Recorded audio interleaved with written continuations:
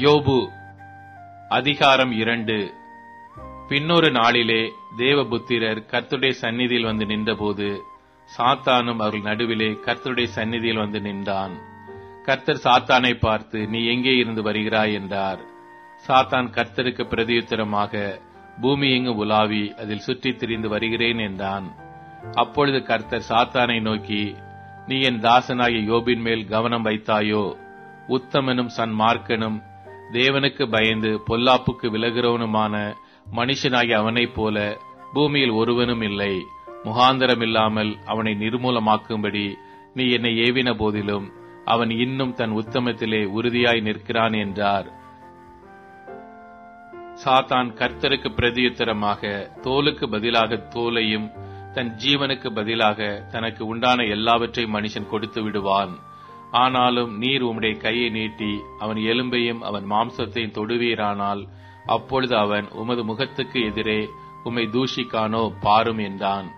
அப்பொழுது கர்த்தர் சாத்தானை நோக்கி, இதோ அவன் உன் கையில் இருக்கிறான், ஆகிலும் அவன் பிராணனை மாத்திரம் தப்ப விடு என்றார். அப்பொழுது சாத்தான் கர்த்தருடைய சந்நிதியை விட்டு புறப்பட்டு யோபின் உள்ளங்கால் தொடங்கி அவன் உச்சந்தலை மட்டும் கொடிய பருக்களால் அவனை பாதித்தான். அவன் ஒரு ஓட்டை எடுத்து தன்னை சுரண்டிக் கொண்டு சாம்பலில் உட்கார்ந்தான். அப்பொழுது அவன் மனைவி அவனை பார்த்து, நீர் இன்னும் உம்முடைய உத்தமத்தில் உறுதியாய் நிற்கிறீரோ? தேவனை தூஷித்து ஜீவனை விடும் என்றாள். அதற்கு அவன், நீ பைத்தியக்காரி பேசுகிறது போல பேசுகிறாய். தேவன் கையிலே நன்மையை பெற்ற நாம் தீமையையும் பெற வேண்டாமோ என்றான். இவைகள் எல்லாவற்றிலும் யோபு தன் உதடுகளினால் பாவம் செய்யவில்லை.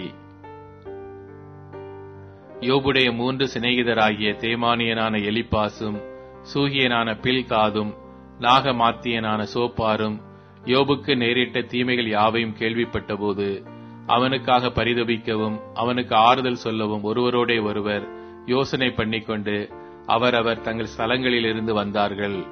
அவர்கள் தூரத்தில் வருகையில் தங்கள் கண்களை ஏறெடுத்து பார்த்தபோது அவனை உருத்தெரியாமல் சத்தமிட்டு அழுது அவரவர் தங்கள் சால்வையை கிழித்து வானத்தை பார்த்து தங்கள் தலைகள் மேல் புழுதியை தூற்றிக் கொண்டு வந்து அவன் துக்கம் மகா கொடிய துக்கம் என்று கண்டு ஒருவரும் அவனோடு ஒரு வார்த்தையும் பேசாமல் இரவு பகல் 7 நாள் அவனோடு கூட தரையிலே உட்கார்ந்திருந்தார்கள்.